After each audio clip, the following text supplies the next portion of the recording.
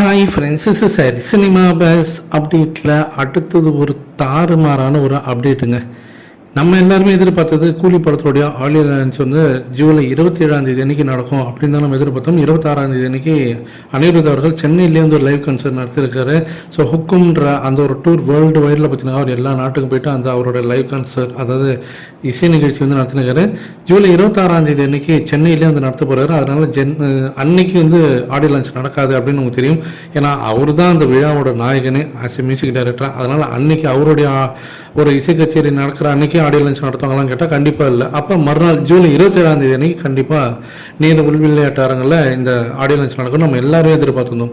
ஆனால் இப்போ லேட்டஸ்ட்டாக வரக்கூடிய தகவல் என்ன தெரிவிக்குதுனாக்கா, ஜூலை 20 அன்றைக்கி ஆடியோ லான்ச் நடந்துடும் அப்படின்ற மாதிரி இப்போ ஒரு லேட்டஸ்ட் தகவல் இப்போ உலாவிட்டு இருக்குது.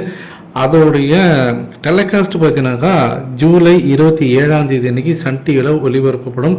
2 consecutive வீக்கெண்ட்ஸ் வந்து அவங்க ரிலீஸ் பண்ண போகிறாங்க. இந்த ஆடியோ லான்ச்சோட டெலிகாஸ்ட்டே பார்த்தீங்கன்னாக்கா ஜூலை 27 ஒன்று, அதுக்கப்புறம் ஒரு வாரம் கழித்து மறுபடியும் மீண்டும் இறுதி இது ரஜினி சார் பேசுகிறது, முக்கியமானவங்க பேசலாம் ஒரு வாரம் கழித்து வரும். அதாவது படத்துக்கு ரிலீஸுக்கு ஒரு 2 வாரத்துக்கு முன்னாடி அந்த ஆடியோ லான்ச் 2 பார்ட்டாக பிரித்து அவங்க ரிலீஸ் பண்ண போகிறாங்க. ஸோ ஜூலை 20 ஆடியோ லான்ச் நடந்துடும் அப்படின்ற மாதிரி நியூஸ் வந்து எனக்கு. ஸோ வெயிட் பண்ணி பார்ப்போம் இது எந்த அளவுக்கு உண்மைன்றது தெரியல.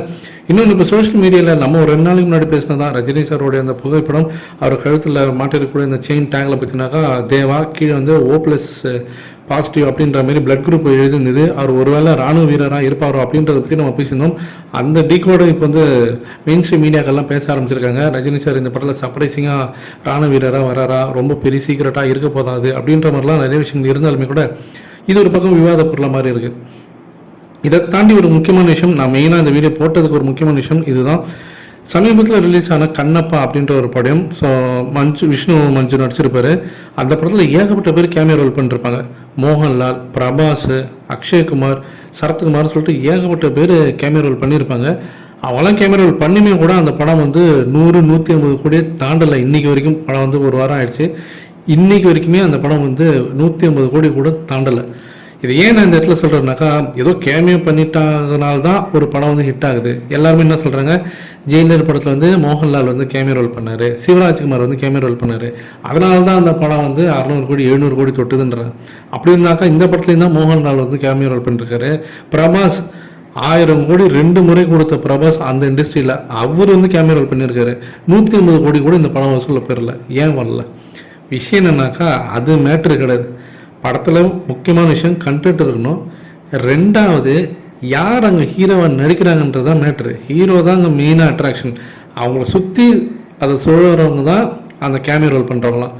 இனிமேட்டு யாராவது வந்து ஜெயிலர் படம் வந்து கேமியோ ரோல் பண்ணதுனால தான் ஓடிச்சு, கூலி படத்தில் வந்து நாகார்ஜுனா இருக்கிறார், அவர் இருக்கார், அதனால தான் இது ஓடும் அப்படிலாம் யாராவது பேசினானாக்கா இதை தூக்கி காட்டுங்க. பாடுறான் கேமியோ ரோல் பண்ணாங்க, 150 கோடி கூட இந்த படம் வந்து வசூலிக்கல.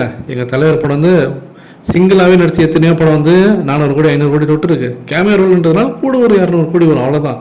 ஆனால் மெயினாக அது தலைவர் படம் தான் அப்படின்றத அடித்து சொல்லுங்கள் ஃப்ரெண்ட்ஸ்.